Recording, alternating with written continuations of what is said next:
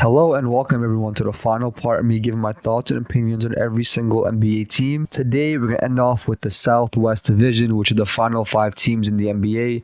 And those teams consist of the San Antonio Spurs, Houston Rockets, the Dallas Mavericks, the Memphis Grizzlies, and the New Orleans Pelicans. Now we're going to start off with the San Antonio Spurs. And essentially the Spurs is just talking about Victor Wembanyama, because of how great Wemby is as a player, and his overall raw prospect Wembanyama is. We know how great Wemby is. We know how great what he can provide on the offensive and defensive end. Him being 7'4", being able to move the way he does, being able to play make the way he does, the way he shoots, floor, and being able to play and interior at the same time, could potentially be Defensive Player of the Year this year. So seeing that he's also the betting favorite to win Most Improved Player, and if he does win Most Improved, the NBA is bullshit because we know how great Wemby is. He should not be in conversation for the Most Improved Player. Also, throughout the offseason, we've seen the Spurs added Chris Paul and drafted Stephon Castle. Signing Chris Paul essentially means he's just there to help the younger guys get better and improve their game and understand the game better, such as Stephon, who is a raw prospect, and Chris Paul can help bring his abilities. Devin Vassell being the secondary scorer on this team alongside Chris Paul, who can help open up the floor a lot more for Victor and Devin Vassell and even Keldon Johnson. We know how unselfish Chris Paul is as a player, furthering their careers. Vassell having the best season of his career last year, putting up 20 points per game, and Keldon Johnson putting around 16 points per game. Chris Paul open up the floor a lot more, and alongside Harrison Barnes, who also is an established veteran, shape these young guys up so they can make improvements throughout the year and for the years to come. Popovich is all some bullshit, just doing whatever, throwing whatever lineups out there because who cares? And I don't see them making any noise. I don't see them pushing for a playing spot. They should to being a bad NBA team just so that they can be in the Cooper Flag sweepstake because they're not there yet to be in a play-in. And now we're going to be talking about the Houston Rockets. Them brothers just got paid.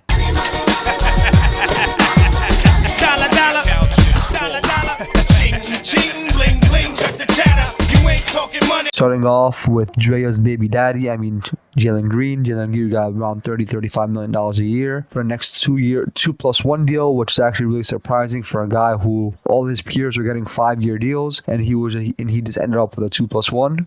Negotiating that 2+1, all it does is it helps the Rockets and Jalen Green also be flexible with each other so that they know where their grounds are. Where Jalen Green's still unproven. Yes, he had a good last 20 games of the year, but beforehand, he really didn't have a great year. His first 60 games, only put up 18 points per game on 41% from the field and 31% from three, which wasn't really good. But then he ended off in the last 20 games of the year on 24, 6, and 4 on really a lot better efficiency and really proved that he can be that scorer. Just needed some time after a shaky start, especially after Sengun went down. He really proved what he can do and showed us what he can really do. Prince Sengun really got the bag. He got also around $35 million a year. Sengun's contract wouldn't have been able to come to fruition if it wasn't for Jalen Green negotiating that 2+1 and in doing so, fired Alperen Sengun as being their main guy. Last year, Sengun had a really great year. Was your prototypical European big, being a really great playmaker, really good rebounder, and a really good scorer. His playmaking and post touches are really what stand out to me as most for a guy who's 7 foot. You have to move the way he does in the post. Obviously, is a really good plus because most people can't really guard it, especially with this playmaking. It opens the floor up a lot more. Open up the floor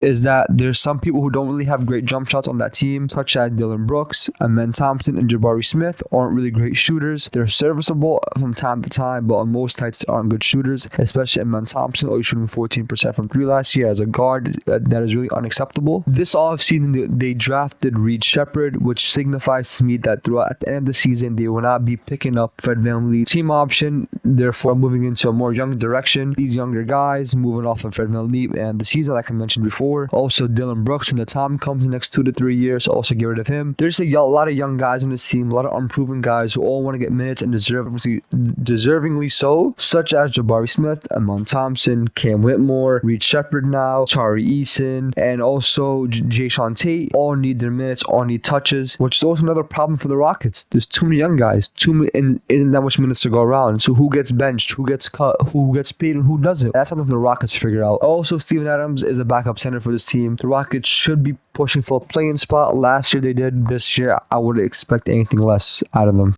And now we have the New Orleans Pelicans. And yes, we all know Cats out the bag. The New Orleans Pelicans, throughout the offseason, traded for DeJounte Murray. And in doing so, they traded away Dyson Daniels and Larry Nance Jr. And also they lost Valanciunas throughout the offseason and have yet to replace him. And the problem with the Pelicans is the main thing is that they don't really have a big. As the time of this recording, the Pelicans have just played their first game last night and they started Herb Jones at center, which is really unfortunate for the franchise. Herb Jones is not a center and it limits him as a player, as a defender, as a wing defender, putting him in the paint and giving him all that responsibility, liable to a lot of mishaps and especially defensive lapses and rebounding lapses. Speaking of lapses and problems with this team, Zion Williamson is the biggest question mark I've ever seen. As of last night, he didn't play because of illness, and we know he has health problems, weight problems, and so on. But we know how great talent Zion is. He got 41 in the play-in game, but unfortunately he got hurt. And because of that, the Pelicans did get swept against the Thunder in the first round. But the positives now. Let's talk about all the good things the Pelicans did. Yes, acquiring DeJounte Murray does help ease all the struggles of being the primary ball handler for this Pelicans team in CJ McCollum. Now he has a secondary ball handler in DeJounte Murray. Alongside of that, obviously Zion Williamson. Zion is their all-star caliber player / superstar player when he's healthy. Brandon Ingram had a great game last night.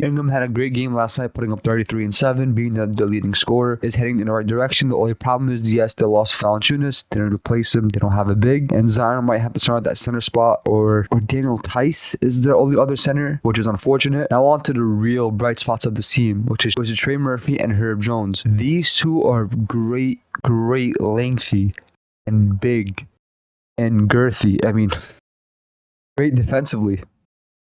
Wings in the NBA, one of the greatest defenders in the NBA. Some of the greatest defenders in the NBA, especially on the perimeter, and able to navigate around pick and rolls. And really underrated ball handlers too. They're in the top percentile in pick and rolls. But also, yes, it's a small percentage, it's a small sample size, but they are in the top percentile when it comes to running pick and rolls. They are above average 3-point shooters, which this team really needs. They are above average in finishing as well. They are two really key cornerstones to this team in the defense and offensive end. CJ McCollum now has less load on his shoulders and able to really play that secondary role like he did back in Portland, and not really have all the responsibilities of being the main playmaker / ball handler on the team. And we know that Brandon Ingram is Brandon Ingram. Yes, he could score the ball, but what else can he provide defensively, and especially on the rebounding side of things? Because we all know this team needs help rebounding, and Brandon Ingram has to step up, and Zion has to step up in the rebounding, because Zion isn't a great rebounder either. He only rebounds the ball when he feels like it, which is not that often. But Ingram's shot selection, Ingram's volume and efficiency has been the main question mark. He has bad shot selection. He shoots in a high clip, and he's not really efficient when he scores, which could always be the demise for this Pelicans team. And in doing so,